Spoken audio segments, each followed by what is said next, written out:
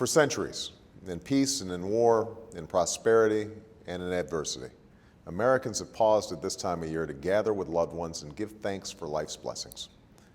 This week, we carry on this distinctly American tradition. All across our country, folks are coming together to spend time with family, to catch up with old friends, to cook and enjoy a big dinner, and maybe to watch a little football in between. As always, we give thanks for the kindness of loved ones, for the joys of the previous year, and for the pride we feel in our communities and country.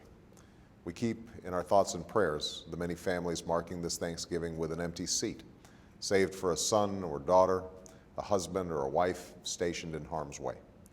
We say a special thanks for the sacrifices those men and women in uniform are making for our safety and freedom, and for all those Americans who enrich the lives of our communities through acts of kindness and generosity and service. But as much as we have to be thankful for, we also know that this year millions of Americans are facing very difficult economic times. Many have lost jobs in this recession, the worst in generations. Many more are struggling to afford health care premiums and house payments, let alone to save for an education or retirement. Too many are wondering if the dream of a middle-class life, that American dream, is slipping away. It's the worry I hear from folks across the country. Good, hard-working people doing the best they can for their families, but fearing that their best just isn't good enough. These aren't strangers. They're our family, our friends, and our neighbors. Their struggles must be our concern. That's why we passed the Recovery Act that cut taxes for 95% of working people and for small businesses, and that extended unemployment benefits and health coverage for millions of Americans who lost their jobs in this turmoil. That's why we're reforming the healthcare system so that middle-class families have affordable insurance that cannot be denied because of a pre-existing condition or taken away because you happen to get sick. We've worked to stem the tide of foreclosures and stop the decline in home values. We're making it easier to save for retirement and more affordable to send a son or daughter to college.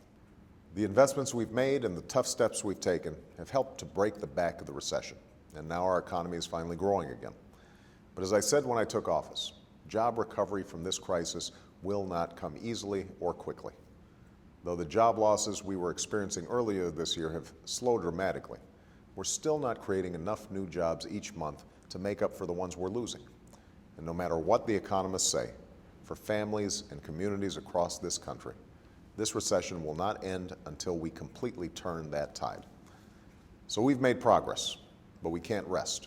And my administration will not rest until we've revived this economy and rebuilt it stronger than before, until we're creating jobs and opportunity for middle-class families, until we've moved beyond the cycles of boom and bust, of reckless risk and speculation that led us to so much crisis and pain these past few years. Next week, I'll be meeting with owners of large and small businesses, labor leaders, and non-for-profit leaders from across the country to talk about the additional steps we can take to help spur job creation. I'll work with Congress to enact those proposals quickly.